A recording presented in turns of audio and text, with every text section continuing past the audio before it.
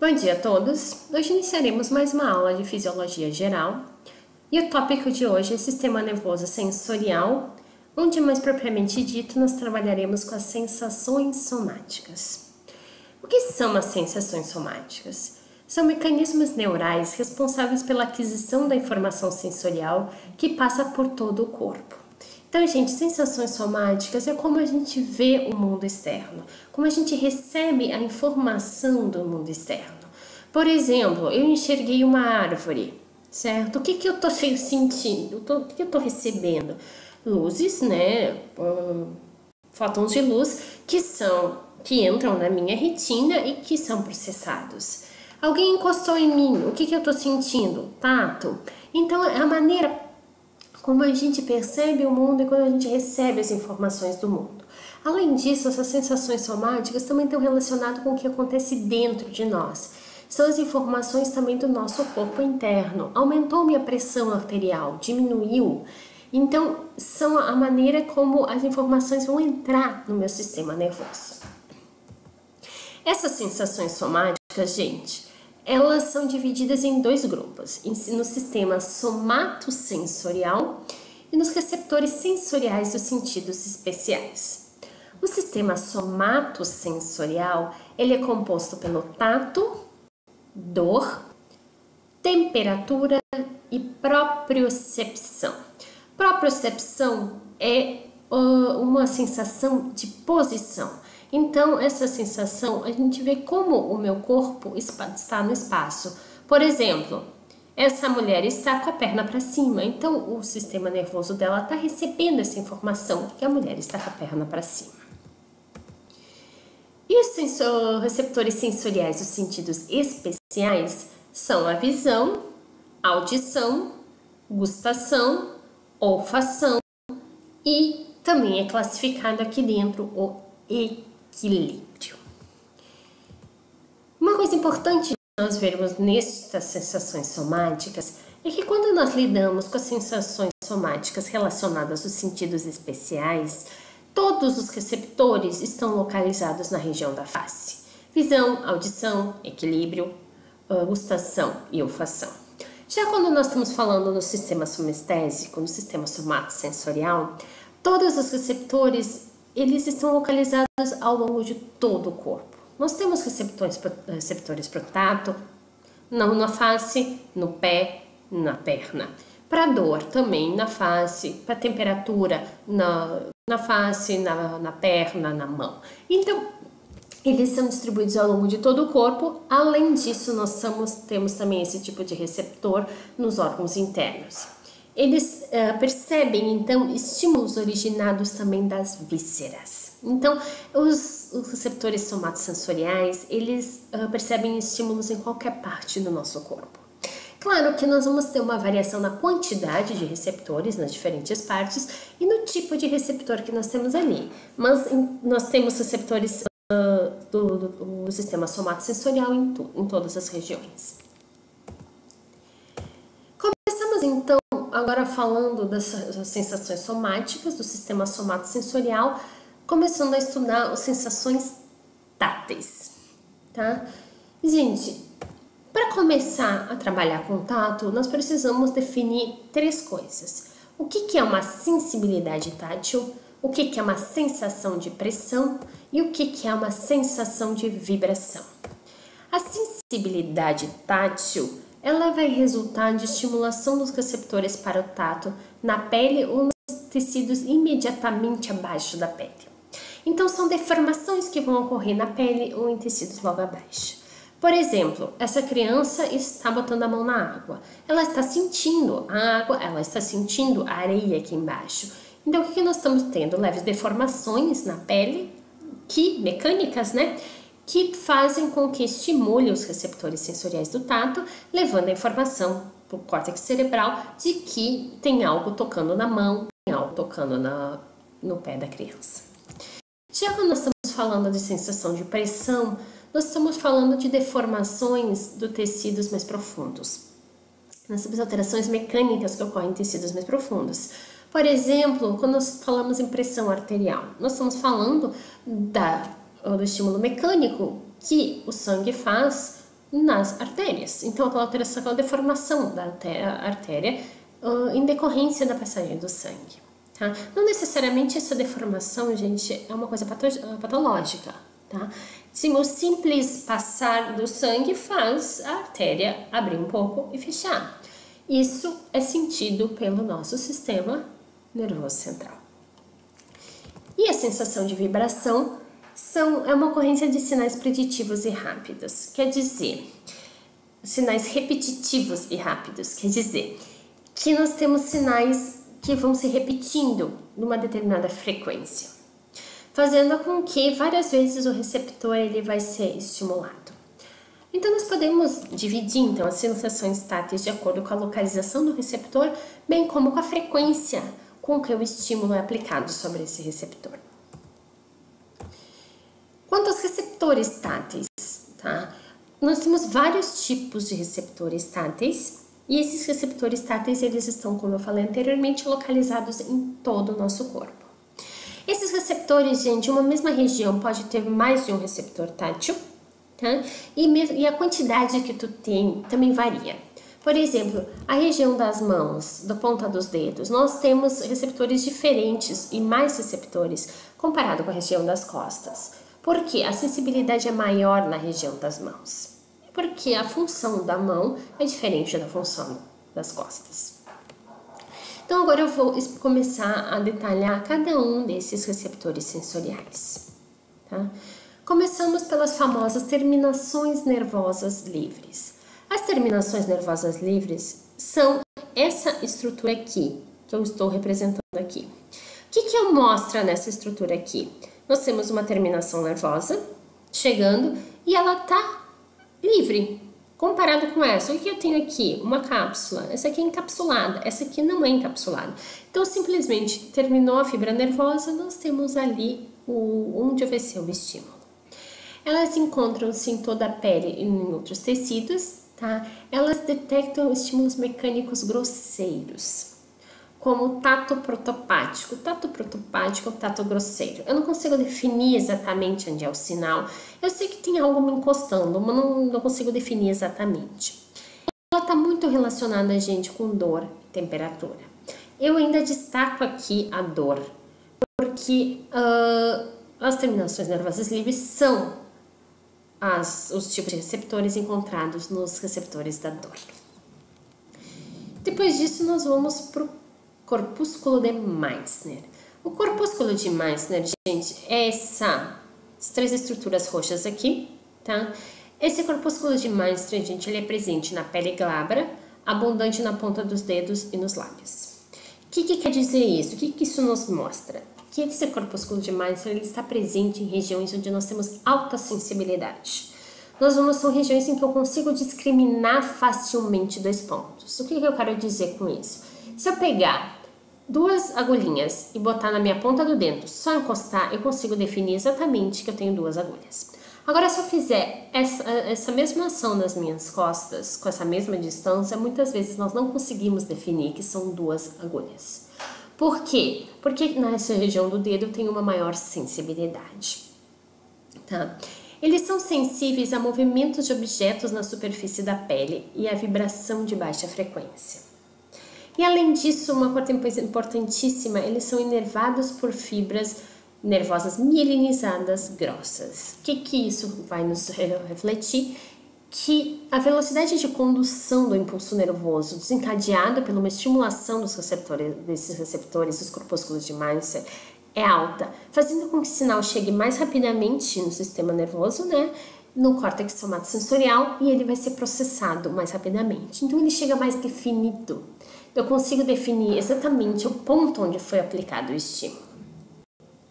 É o que eu mostro aqui. Quando eu falar em campo receptivo, gente, quer dizer o que eu estou interpretando, aonde está o meu sinal. Se for ativado um corpúsculo de Meissner, o campo receptivo é extremamente pequeno. Eu consigo definir exatamente aonde está o estímulo. Por exemplo, eu apliquei uma leve pressão, uma leve deformação mecânica aqui, nesse ponto, tá? O corpúsculo de Meissner vai me dizer, vai levar a informação, né? Vai traduzir a informação e a informação vai chegar no sistema nervoso central.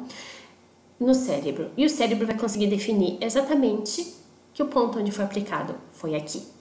Então, o campo receptivo é pequeno e definido. Vocês vão ver que existem certos receptores que tu não consegue definir exatamente onde foi o ponto de aplicação. Além disso, esses receptores táteis, eles têm adaptação rápida. O que quer dizer isso? O estímulo chegou, rapidamente foi transduzido, foi transmitido, mas ele para de passar com o tempo.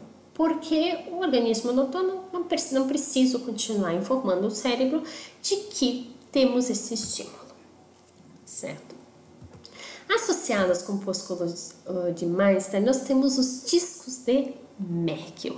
Os discos de Merkel estão aqui do lado, como eu posso ver aqui, tá? Estou mostrando aqui para vocês. Esses discos de Merkel, gente, eles estão localizados em sensações táteis nas áreas específicas da superfície do corpo e ele está relacionado com a determinação da textura. Então, eu consigo diferenciar a textura de dois objetos simplesmente tocando com a ponta dos dedos e eu consigo definir se é uma textura mais lisa, se nós temos uma coisa mais grosseira, se nós temos uma coisa cheia de detalhezinhos, porque nós temos ativação desses discos de Merkel. Esses discos de Merkel também são inervados por fibras mielinizadas grossas. Eles vêm associados, gente, ao corpúsculo de Meissner. Olhando aqui o que eu já abri aqui para vocês, o que nós temos a área receptiva? Qual é a área receptiva? O campo receptivo desses discos de Merkel? Novamente, são pequenos e definidos. Eu consigo saber exatamente onde apliquei. Diferente do receptor anterior, a adaptação no corpúsculo desses discos de Merkel é uma adaptação lenta. O corpúsculo de Meissner vai ter adaptação rápida, os discos de Merkel vão ter adaptação lenta. O próximo que nós vamos estudar é o receptor do folículo piloso. O receptor do folículo piloso é esse aqui, tá? Que ele está associado, como o nome já diz, a um pelo. Então, ele está no folículo piloso.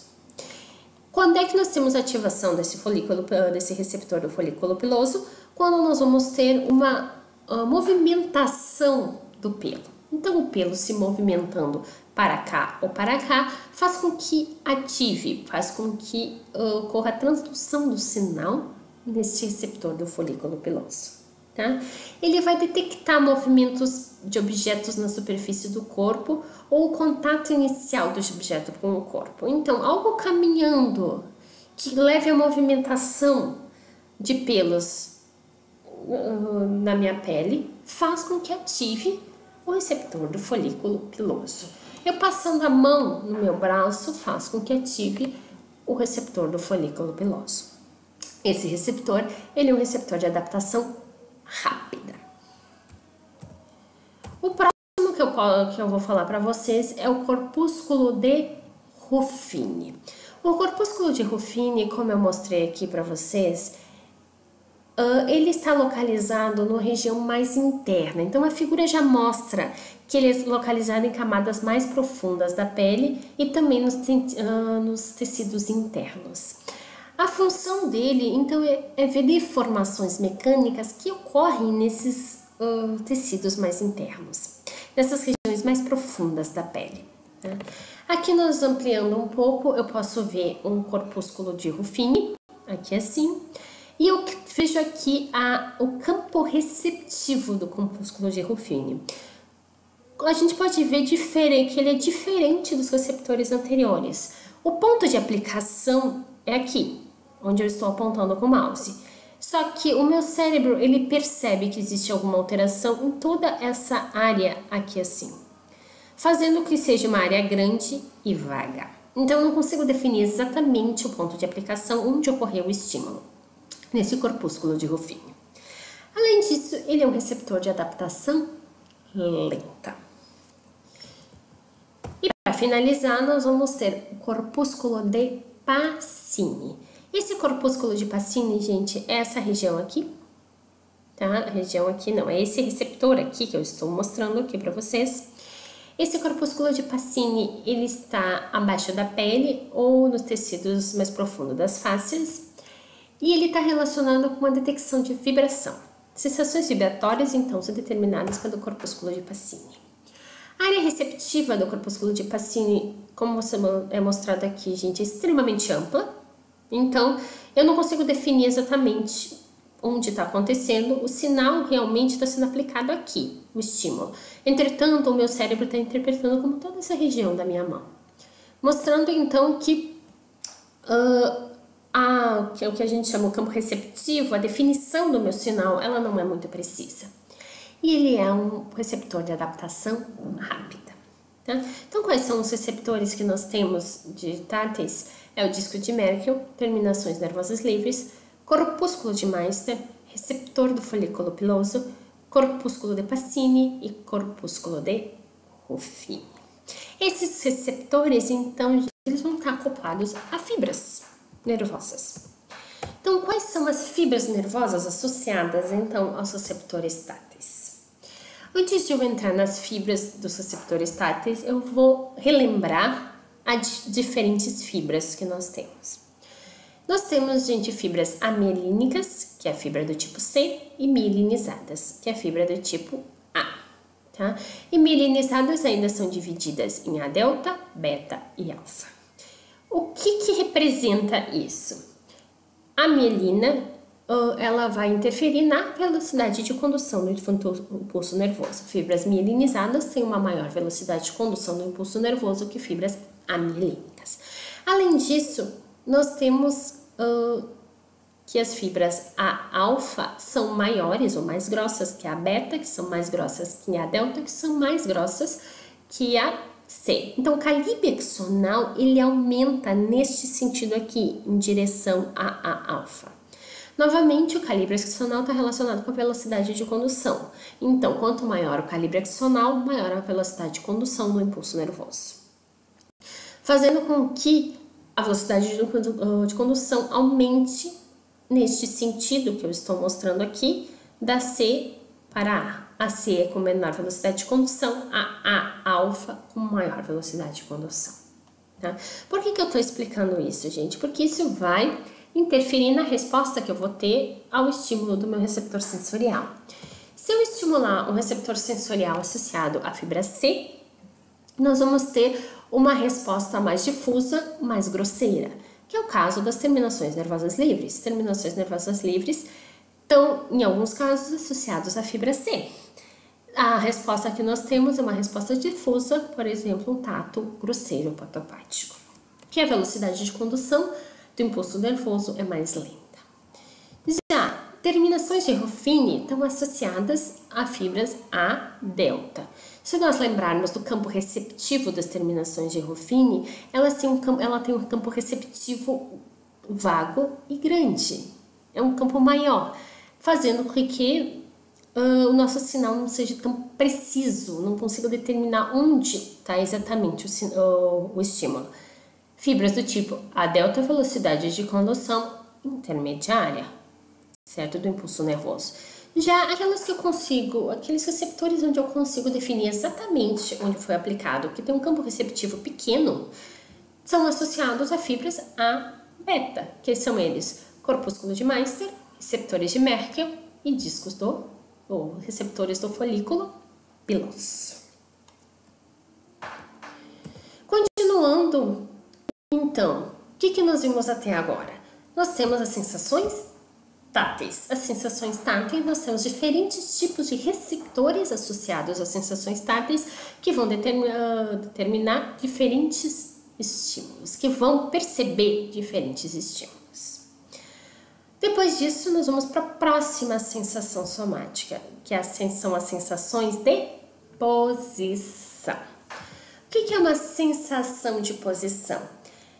Ela também é conhecida como sensações proprioceptivas e ela representa a posição que meu corpo está no espaço. O que quer dizer isso?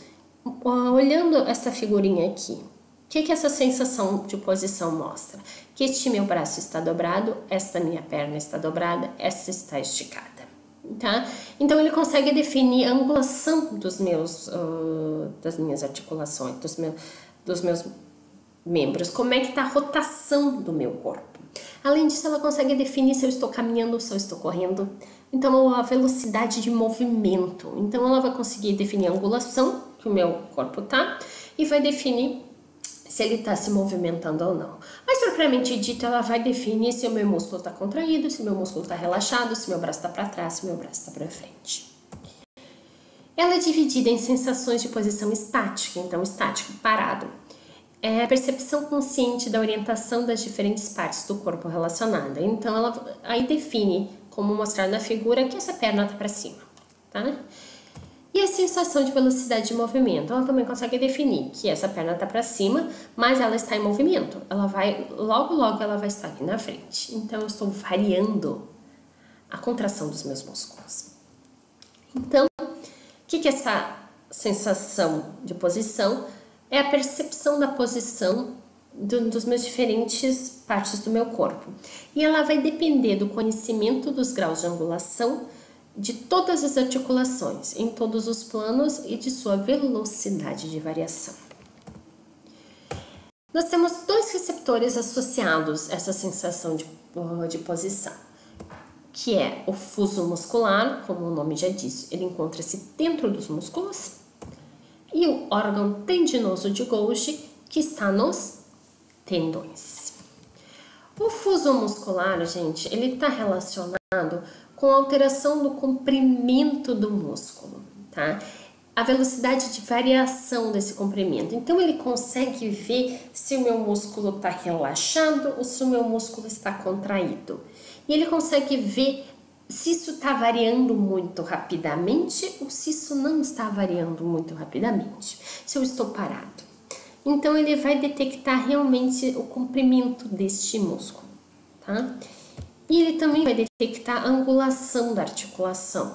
O meu braço ele está comprimido e está para trás, tá? Então, eu fiz um ângulo, eu botei o braço para frente, então ele consegue definir isso também. O outro receptor que nós temos é o receptor do órgão tendinoso de Golgi. Esse receptor, ele vai definir a tensão com que o meu tendão tá. Então, a força que eu estou aplicando. E ele vê também a alteração da velocidade dessa tensão. Então, ele consegue ver se o músculo está tenso ou não, tá? Ele também vai verificar a rotação dos meus membros, mas ele vê muito a tensão. Gente, esses dois receptores, eles não são os únicos envolvidos com a sensação de propriocepção. Entretanto, eles são os principais. Como é que se dá o processamento da informação sensorial de posição? Gente, esse processamento nós vamos ter máximo de estímulo quando nós estamos com uma rotação máxima ou mínima. O que eu quero dizer? Quando eu estou extremamente relaxado ou extremamente contraído. É onde o sistema nervoso, o cérebro, vai estar recebendo a maior informação. O maior número de impulsos nervosos está chegando em decorrência da estimulação daquele receptor. Por exemplo, nós temos aqui um bíceps que está contraído e um relaxado. Quando nós temos máximo de contração, nós vamos ter um estímulo máximo chegando ao sistema nervoso central. Quando nós temos um mínimo de contração, nós vamos ter um estímulo mínimo, um estímulo chegando também em alta intensidade no sistema nervoso central. Então, tanto quando ele está relaxado aqui, quando ele está contraído, nós vamos ter estímulos maiores. Ao longo do movimento, quando ele abre o braço, então o intervalo entre estar totalmente contraído e totalmente relaxado, nós vamos ter uma diminuição na chegada de estímulos ao sistema nervoso central, dos impulsos que chegam no córtex cerebral, nos impulsos que são gerados, certo? Fazendo com que, por que tu aumentar a intensidade do sinal nos máximos e nos mínimos? Porque tu chegou no teu limite. Tu não quer passar disso porque pode levar à lesão, então, daquela mini estrutura. Então, o que eu vi até agora? O fenômeno de propriocepção ou sensação de posição. Tá? A próxima sensação que nós vamos ver são as sensações térmicas. O que é sensação térmica, gente? É a capacidade de eu detectar se está quente ou se está frio. Tá? Nós vamos ter receptores térmicos que vão localizar imediatamente abaixo da pele em pontos separados ou discretos. Esses receptores, eles vão ser diferentes quando nós temos o frio e quando nós temos o calor. Não é o mesmo receptor que detecta o frio e detecta o calor, tá? E nós vamos ter mais pontos para o frio do que pontos para o calor, certo? Além disso, nós vamos ver que o frio consegue detectar uma faixa maior de temperaturas que o calor, certo? E importantíssimo nesse tipo de receptor, esse receptor ele sofre adaptação. Exemplo, entramos numa sala e a sala está fria. Logo que nós entramos, a gente sente o frio. Sentamos na cadeira e continuamos sentindo o frio. Mas logo com o tempo, se eu não ficar pensando no frio, o que o receptor vai fazer? Ele vai se adaptar. Eu paro de sentir o frio. Por quê? Porque o corpo já viu, a temperatura está essa, não tem por que eu continuar informando ao cérebro. Claro que se eu chegar em frios extremos e que pode levar à lesão de algum tecido, eu não tenho esse fenômeno de adaptação, porque eu preciso que aquela informação continue passando. Mas neste momento vocês vão posteriormente ver que quem começa a ser ativado é o receptor da dor e não o receptor do frio ou do calor. Então, como eu já disse, quais são os receptores térmicos? Nós temos receptores para o frio, receptores para o calor e também, gente, receptores para a dor, que estão relacionados com o estímulo térmico. O frio, gente, são terminações do tipo A delta, então nós temos fibras do tipo A delta, que tem uma velocidade de condução intermediária. Do calor, nós temos fibras do tipo C, que a velocidade de condução é menor que do frio, então o frio chega antes do que o calor. E os receptores da dor, eles vão ser ativados quando nós temos estímulos extremos. Extremos de frio ou extremos de calor, como mostrado aqui nesta imagem. Nós temos aqui o noceptor, tá? E o termoceptor. Noceptor é o receptor para dor. Se eu tenho estímulos fracos, quem está ativando é o receptor, o termoceptor. No caso aqui, o receptor do calor.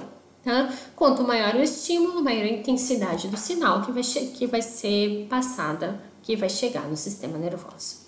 Eu vou aumentando o estímulo, eu vou aumentando a intensidade do sinal.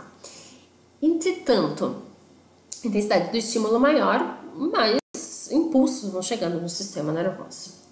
Entretanto, quando chega a um certo momento, o receptor para dor começa a ser ativado também, porque nós começamos a chegar à intensidade de estímulos que podem levar a lesionar o tecido. Então, a dor começa a ser ativada, o receptor para dor começa a ser ativado.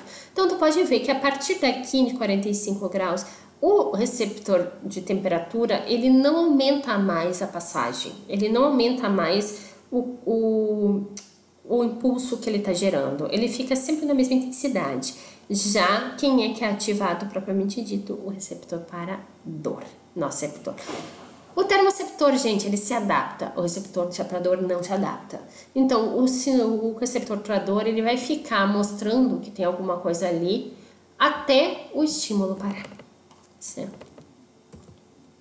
E abrindo aqui esse gráfico, ele mostra os 3 tipos de receptores, nas quais nós temos o receptor para o frio, com uma ampla faixa de temperatura que ele reconhece, o receptor para o calor, com uma faixa um pouco menor, certo? E nos extremos, gente, nós vamos ter ativado o receptor para dor também. Então, o que eu vi até agora? O que são os receptores térmicos, gente? São receptores que são ativados por variação de temperatura, tanto por frio quanto por calor. São receptores de adaptação rápida, certo? Quando é frio e calor. E em determinadas situações nós vamos ter ativação dos nociceptores. Quando nós temos a ativação de nociceptores, essa adaptação não vai ser rápida mais, nós temos adaptação lenta. E para finalizar essa aula, nós vamos para a última sensação, que é a sensação de dor. Gente, o que é dor? Dor é um mecanismo protetor, tá? Ela vai ser desencadeada sempre que nós tivermos um tecido lesionado. Então, quando eu vou ativar? Quando nós tivermos uma sensibilidade, nós tivermos um estímulo muito forte, tá? Que leve à lesão de um tecido. Então, nós vamos estar ativando o mecanismo de dor, que é o mecanismo protetor. Como eu falei anteriormente, esse mecanismo de dor, ele estimula receptores que não se adaptam, tá? Mas antes de entrarmos nos receptores da dor, nós temos que entender o que é dor e o que é nocicepção. Dor, gente, é uma experiência sensorial e emocional desagradável associada a lesões reais ou potenciais e descrita em termos de tal lesão. O que quer dizer isso? Quer dizer que para te classificar como dor, nós temos que ter o componente emocional. Se não tiver o componente emocional, vai ser descrito como nocicepção, tá? Por exemplo, a mesma lesão em duas pessoas vai ser interpretada de maneira diferente. A pessoa vai responder diferente à mesma lesão. As duas pessoas respondem diferentemente às duas lesões, a mesma lesão. Por quê? Porque tem o componente emocional. A emoção, a vida pregressa da pessoa interfere muito nessa resposta que ela vai dar àquela lesão tecidual. Já a nocicepção, gente, é o termo utilizado para descrever como o estímulo nocivo se torna uma experiência consciente. Então, é aquela via de transdução, transmissão do sinal. É a lesão sendo ativando receptores que vai gerar potencial de ação e vai chegar no sistema nervoso. É o funcionamento normal do sistema fisiológico. Ela não envolve o componente emocional. Quais são os tipos de dor que nós temos? Nós temos, dor. Existem várias classificações para dor. Nessa aula eu vou falar apenas em uma classificação simples, que é diferenciar entre dor aguda e dor crônica. Dor aguda, gente, é uma dor rápida e pontada. É aquela dor que a gente sente rapidamente. Pisei num prego, vem uma dor rápida. Isso é uma dor aguda. Ela não é sentida nos órgãos internos. Tu não tem dor aguda em órgãos internos. Já a dor crônica é aquela dor que começa após alguns segundos. Então, eu pisei no prego. Primeiro veio aquela dor rápida e depois parece que a dor começou a se difundir e começou a aumentar. Nós estamos falando da direção da dor crônica ou da dor lenta. Certo? A crônica é quando leva a muito mais tempo, sabe? Ela é associada à destruição tecidual, certo? E pode ocorrer em tecidos profundos. Gente, dor lenta, pode ser de segundos ou ela pode levar a uma dor crônica mesmo, que pode demorar semanas, meses, anos e às vezes a vida inteira. Qual é o receptor para a dor? O receptor para a dor é chamado de nociceptor e ele é uma terminação nervosa livre, tá? Essa terminação nervosa livre, gente, ela está dispersa nas camadas superficiais da pele e também está dispersa nos órgãos internos. Entretanto, nós temos muito menos terminações nervosas livres ou nociceptores nos órgãos internos. Por quê? Porque nós temos muito mais contato com agentes que podem lesionar o nosso corpo no meio externo do que no meio interno, fazendo com que a dor seja mais rapidamente percebida quando ocorre na pele do que quando ocorre, por exemplo, no coração, certo? E esses receptores, eles têm alto limiar de ativação. Então, tu só vai ativar um receptor para dor quando o estímulo for muito forte, quando levar à lesão de um tecido, certo? É aqui que cabe aquele conceito de sensibilidade diferenciada. Quando eu estimulo o nociceptor, quando eu estimulo o receptor tátil, vai depender da intensidade do sinal, vai depender do quão forte for o meu estímulo. Os nociceptores, gente, eles são ativados tanto por estímulos térmicos, de calor ou frio, quanto por estímulos químicos, quanto por estímulos mecânicos. Diferente dos outros que eu vi até agora. Os outros, por exemplo, tato, mecânico, certo? Temperatura, térmico. Aqui não. Qualquer estímulo térmico, químico, mecânico pode levar à ativação do noceptor. O que vai depender vai ser realmente a intensidade do estímulo. O estímulo vai ser se o estímulo é muito forte. Essa ativação, então, vai ativar diferentes receptores de membrana que vai levar à transdução e à transmissão do sinal. Se nós falarmos em dores rápidas ou agudas, apenas estamos falando de estímulos mecânicos ou térmicos. Quando nós falarmos em dor lenta, nós vamos falar em mecânico, térmico ou químico. Então, o químico, gente, muitas vezes está relacionado com a cronificação da dor. Por exemplo, aqui, eu vou explicar mostrando esta figura. Esta figura nós temos algo perfurando a pele, vamos supor, pisei num prego. Tá? Essa perfuração inicialmente gera uma dor rápida, empontada, pela estimulação direta do noceptor. Depois disso, o que vai ocorrer, gente? O ato de eu perfurar a pele vai fazer o quê? Vai fazer com que células sejam lesionadas, células sejam abertas, né, rompidas, e o conteúdo dessas células vai cair ali no meio extracelular. Então, eu vou ter coisas que normalmente não estavam presentes ali. Essas substâncias químicas que entraram no meio extracelular podem vir a estimular ou diminuir a sensibilidade do noceptor, tá? Além disso, essa lesão levou a um aporte do que? Células inflamatórias, porque elas vêm para tentar arrumar isso aqui, por exemplo, usando um termo mais leigo. O que essas células inflamatórias fazem? Secretam substâncias, por exemplo, histamina, certo? Fazendo com que essas substâncias também possam estimular o noceptor. Então, o que eu tenho? Um pool de substâncias, químicas que levam à ativação do noceptor. Essas substâncias, gente, elas podem ativar diretamente o noceptor ou elas podem diminuir o limiar de sensibilidade. Se elas diminuem o limiar de sensibilidade, fica mais fácil ativar o noceptor. Então, aqui nós temos componentes químicos agindo, né, sobre o noceptor, levando à transdução e à transmissão do sinal doloroso, do nosso sinal noceptivo. Então, aqui que eu gerei aqui, eu estou gerando uma dor lenta por estímulos químicos. Gente, se nós tivermos o aporte inflamatório, essa dor vai ser considerada dor de caráter inflamatório, onde isso aqui vai ser chamado de pool inflamatório.